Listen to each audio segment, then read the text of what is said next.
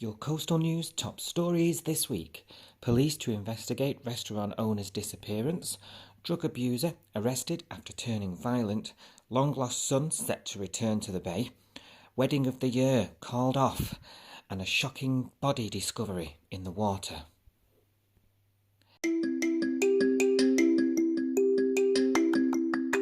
Hello, this is Coastal News, an unofficial home and away podcast where we dissect the latest week's episodes and discuss the happenings and residents of our favourite fictional town, Summer Bay.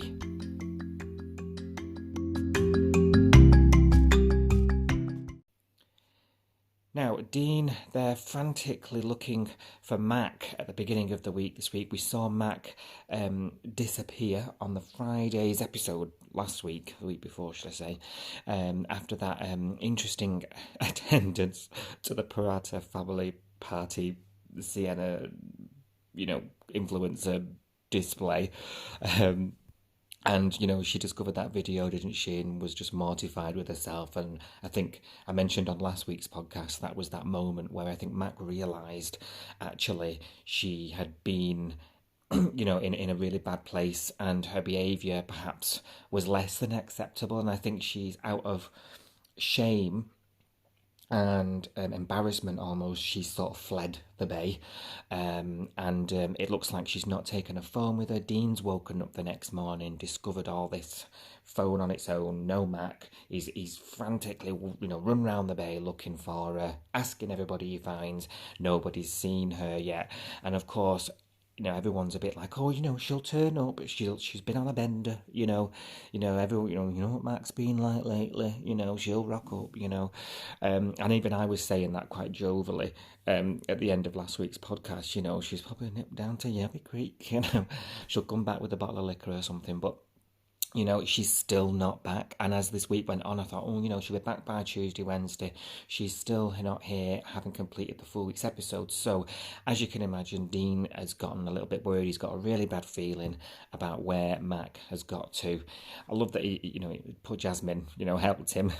She was sort of that first 24 hours she was missing, running around with him, around the bay. And I think that they both sort of came to quite early on that, let's go down to the police station and file a missing persons report. It's all sort of gone a bit serious now that Mac's not there, and obviously as that unfolds, then obviously Dean's worried, and the restaurant's gone to pot, and staff haven't been paid, and they're all leaving. And what I liked about this bit was a couple of characters showed their true colours here. First of all, the old Ryder is in there somewhere. I've spoken before about Ryder's changing personality lately, since his coupling up with Chloe, and Dean was asking him to sort of come back to the restaurant and help, and he sort of said, I've got this thing going on now with the taco van. It's doing really well. I'm not really wanting to do that, but I tell you what, I'll take one look at the rota for you and see if I can work out what's going on, try and make this place run a bit better. And I just thought, he's in there still, the good boy Ryder, giving a helping hand. So I really liked that bit, actually, because it made me think there is still hope for Ryder, because I've been a bit concerned about him lately, and the way he's going with Chloe. So he showed his true colours in a good way, and second person was Chloe. Showed her true colours in a bad way. I'm really starting to see her as a bit of a brat, if I'm being honest. I know it was, a lot of people have been saying that, but it's really coming true now that her attitude about Matt going missing, she doesn't like the woman, but you wouldn't wish some bad things to happen to anybody, would you? Or you wouldn't wish harm on anybody. Not through their sort of business rivalry, had a bit of a spat because she fired you type beef, and you know what? Mia gave her a right what for, didn't she, when they were having that meal or whatever it was on the balcony at Salt, and she said, you of all people know what effect losing a baby has on somebody, so why don't you just pipe down, love? And I just thought, go on, Mia. That's the first time I've sort of, Mia's done something or said something since she's been around when I've thought, oh my God, I like you. So yeah, I thought Chloe needed to hear that. Whether it'll just go in one ear and out the other, not quite sure. But I think Chloe definitely needed to hear that telling off from Mia there, and good on her for giving it. Hopefully Mac turns up. Nice, safe and sound. Just wanting to start afresh and put things behind her. Maybe she needs a bit of time out from the bay and all the people and the fishbowl and everyone staring at you like small towns are. So hopefully she comes back with a new outlook on things and a new perspective.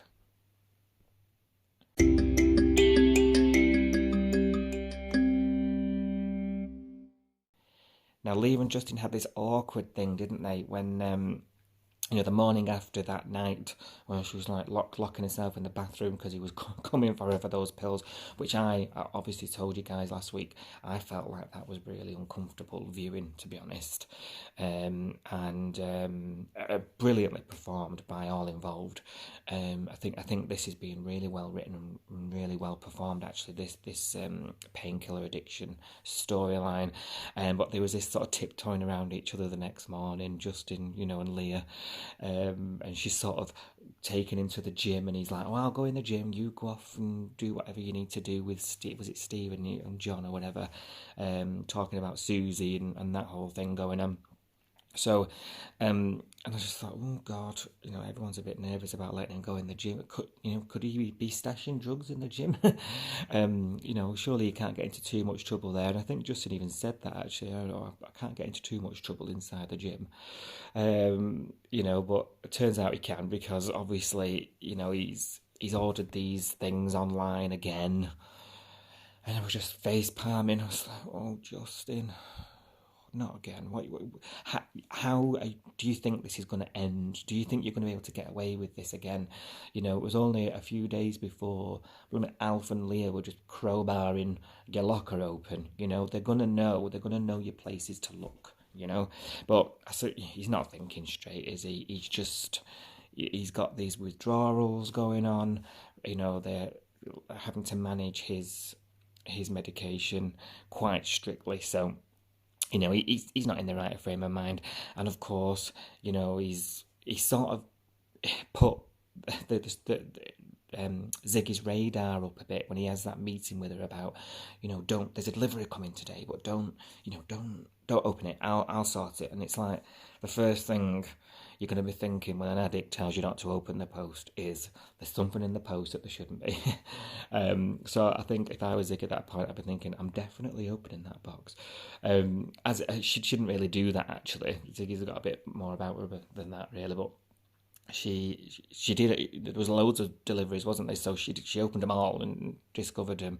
That scene where he drives up to the garage and Leah and Ziggy are there, and it was just like, oh no, oh God. I was looking through the gaps in my fingers, like, oh, he's just gonna go ballistic. He just feels everybody is against him, and you can sort of empathise with that. Well, I can anyway. I'm thinking. He anything he tries to do, he's got all these people controlling everything he does, where he goes. They're watching him like a hawk. He's gonna get frustrated at everybody, and I think they understand it. Leah certainly does. She knows she's got to get through this tough time to get him better. And I just thought, oh, and I think Ziggy's there with him as well. She knows that she's gonna be the punching bag at work, right? He's got nowhere now. He's got Leah at home watching him like a hawk, Ziggy at work watching him like a hawk. He's going to feel attacked, right?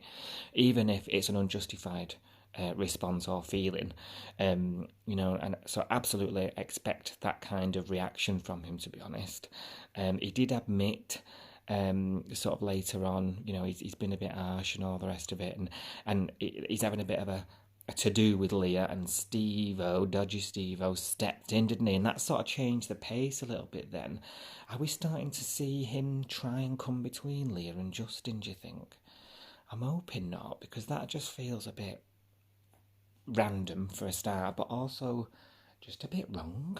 I don't want Leah and Justin to split up, and I certainly don't want Leah to be going off with Stephen, he's just there's just something about him. He's just weird.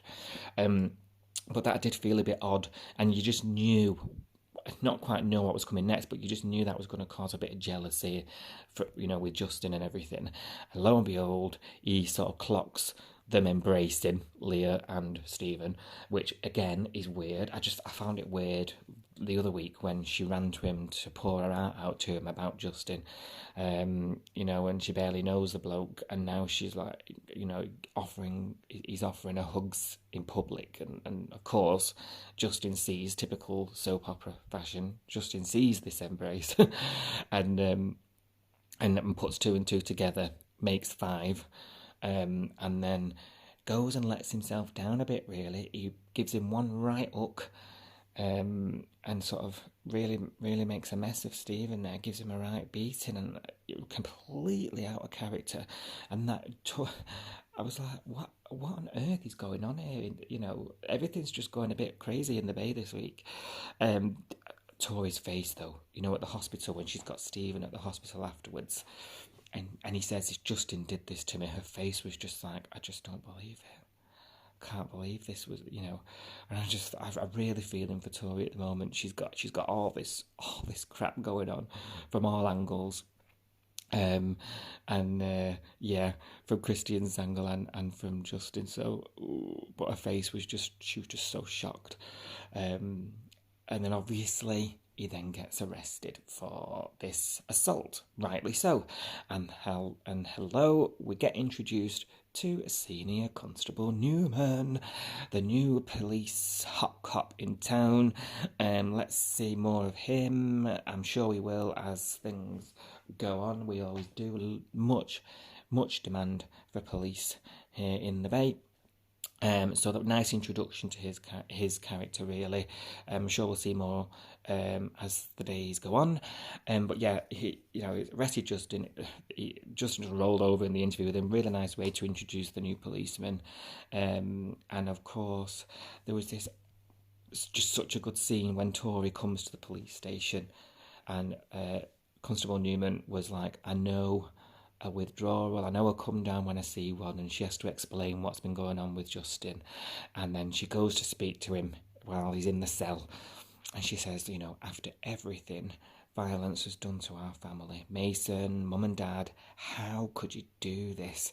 And I just thought, oh my God, she's right, Justin. Like, of all things, you've resorted to violence. He's not thinking right, is he? He's not himself. He's being taken over by this illness, this problem he's got. And so I don't hate Justin. I don't think, what you're doing, going around lamping people on the face or whatever. But Tori's right. You've gone too far, mate. So that moment where she sort of. That Constable Newman sort of says to her, do you want me to go slow with the paperwork? I was like, yes, girl. Yes, she does. She wants you to go real slow, teach him a lesson. It was hard to watch. Great few scenes there at the police station. So I'm looking forward to seeing sort of how Justin reacts to that when he gets out, whether he's bailed or whatever. Because I think he was formally charged, wasn't he? What's he going to be like when he goes back home and has to confront Tori? And I'm sure he's going to be saying, why did you not get me out of there? There's going to be some confrontation again there. But, it's like anything like this. They've got to hit rock bottom to be able to, to start recovering, I guess. So yeah, I think we're getting to Justin's rock bottom here, definitely.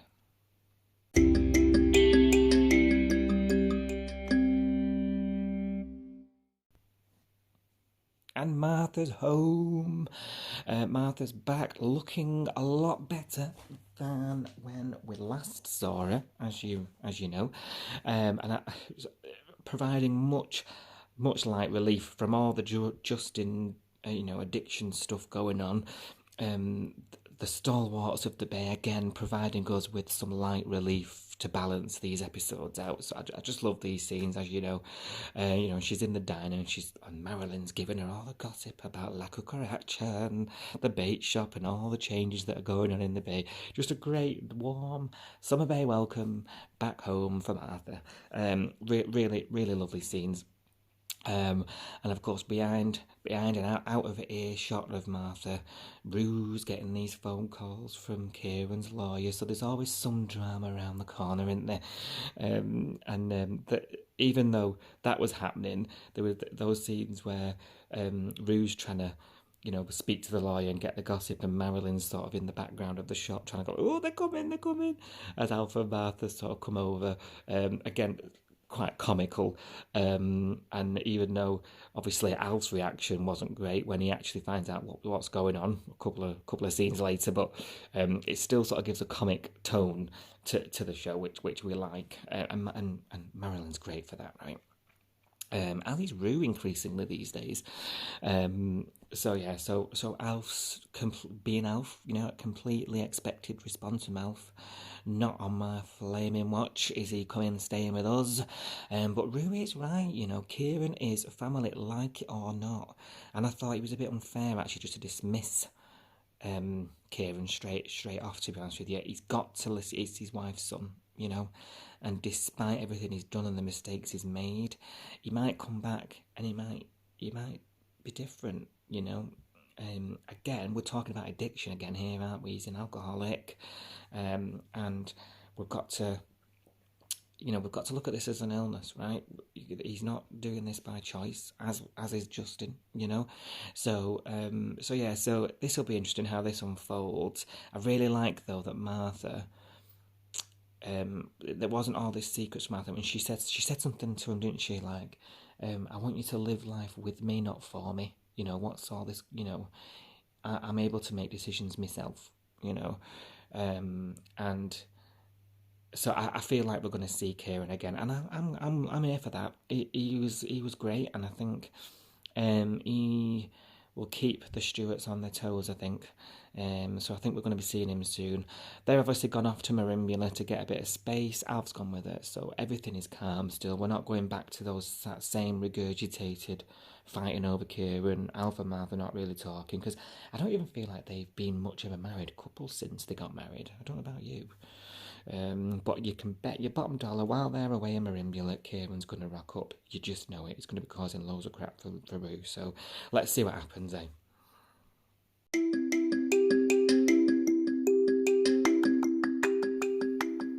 Don't forget, you can get new episodes of Coastal News on all your podcast apps every weekend. Please follow and subscribe and share with all like-minded folk or anyone you know who enjoys watching Home and Away to find my latest reviews of the latest episodes on Channel 5 in the UK. Really appreciate your support, and if you want to get involved, please do reach out to me. I'd love to be able to record one of these with one of you guys at some point. That would be great.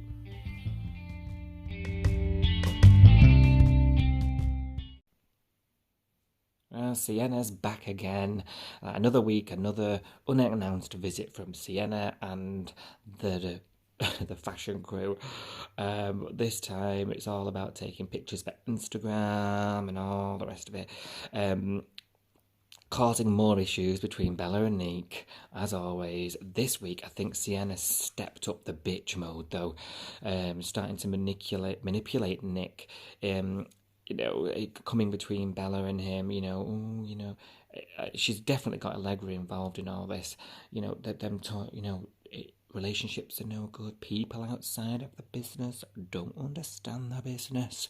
It's like, give it a rest. And I thought. Nick's falling for this hook, line and sinker. I thought that was toast. That was it for Bella and Nick, right? He went to see her. We need to talk. I was thinking, don't do it, Nick. You're being played like a fiddle. Honest to God, it's just driving me insane. This storyline, I can't stand Sienna. And this week, she has been the worst she's been so far. So I'm absolutely furious, actually, at the way this is unfolding. I thought it was going to be a bit more of an interesting eating disorder storyline with Neek, and I don't. Maybe that's still coming, but we're not really seeing much of it since there were signs of that happening. So I don't know where that's gone and what happened to it, but please, Home and Away, bring that back, bring that storyline back, because this whole Sienna coming between Bella and Nick thing is so tedious. But I did like though that Nick sort of came back with his own sort of comeback.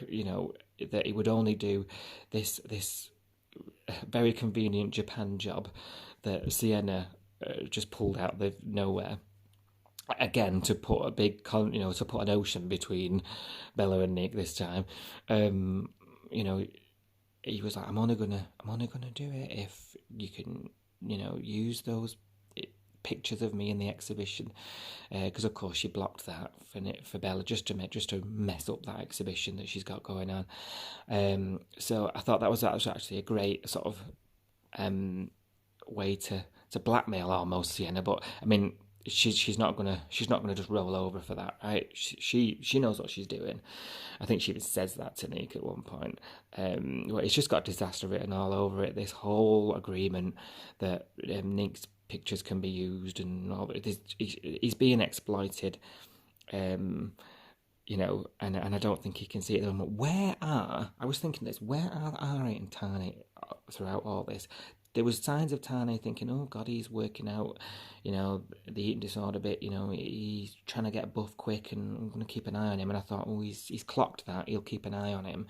But they're all just off with their own dramas. Like, no one's paying any real attention at the house to what is going on with Neek and all this, you know, this model stuff. He's being taken for a right ride. Someone needs to get a handle on it because he's being led astray, and it's not going to end well at all. I've said this before, but I just want it over.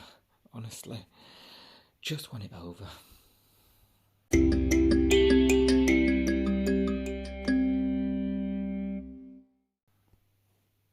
Right, so Rachel and Christian issue is continuing, isn't it? And Rachel, I'm just thinking now she's a bit of a creep. Actually, before I thought it was Christian, and I've said this every time I've sort of reviewed this bit. I've always said it's been like Christian having his midlife crisis or whatever. But actually, Rachel is pursuing him now, and I think there were moments this week where Christian realised that she was sort of seeking him out deliberately and pursuing him. But why on earth is Christian then? Why is he telling her about all his relationship and personal issues and things that are going on in his life? I know he feels this connection to her and, fate, and they were there on the day and all the rest of it, but I just don't get it. And I've tried to see it from his side, but he'll sort of have this expression on his face where she's a bit stranger, and then someone will warn him, and then he'll still go and tell some patient stranger that he's his personal issues and he's having problems with his marriage, his fiance and all the rest of it. That day pass that he organised was very interesting. Jasmine knows this is all wrong, right? Rachel's barking up the wrong tree. Jasmine's all over it, and she's saying this is weird. She tries speaking to Christian at one point, doesn't she? And she's like, and he just shoots it down, and it's like, should she have phoned Tori though? She's straight on the phone, Jasmine, wasn't she, to Tori saying, I need to speak to you, there's something going on at the hospital here. Not quite sure that was quite the right thing to do, but good on Jasmine for looking out for Tori. Actually, they've come a long way in their relationship, them two, and the last thing they need is Tori thinking Jasmine's hiding things from her. But really, is that classed as meddling? It probably is in my book, to be honest. I'd maybe mention it in passing to Tori perhaps, but definite sort of going out of a way to follow him, make a phone call about him. Christian, I'm surprised, hasn't just sort of told Jasmine just to rack off, So just all a bit odd. But yeah, she's this day pass thing. He takes her to the beach, and then she holds his hand. What on earth is that all about? Who is this girl? Seriously, who is it? I thought Tori. Did Tori see them holding hands, or just saw them walking? I thought Tori's only up at the top there. She's gonna go ballistic. Um, and she did. She's like, what on earth are you doing out with this girl? You don't do this with all your other patients, and you don't have to do this with any patients at all. Christian's just not listening, is he? Justin was right though at the gym.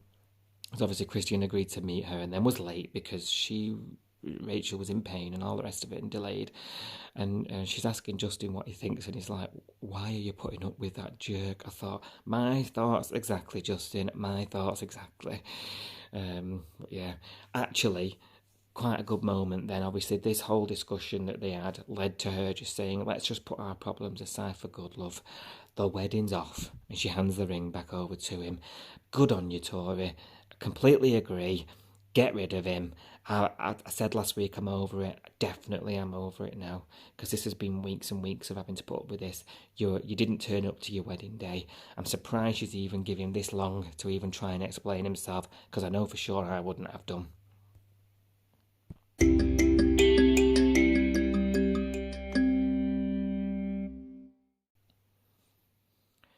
Now, breaking news, just as we come to the end of our episode, a body has been discovered by fishermen out in the water.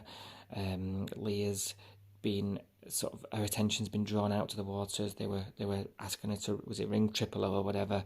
They found a body in the water. So the drama's about to kick off. Who is it in the water? What's going to happen? If you've seen any spoilers online, guys, because obviously Australia are ahead of us by a few weeks, you'll know who it is. But at the moment, it's looking like it's being laid out to be Mackenzie. She's missing still. Ryder's seen, hasn't he? He's heard the news. There's something going out in the water. They're saying they've found the body of a woman, and he's gone straight to Dean. He says, Dean, they found a woman in the sea, and his sister's missing. He's gonna think the worst. Is it Mackenzie, or is it somebody else? I'm sure we're gonna find out this week. It's gonna be a chocker week, I think, not to be missed. But yeah. There's been a body found, and I think this is going to have a lot of ripples in the bay this coming next couple of weeks.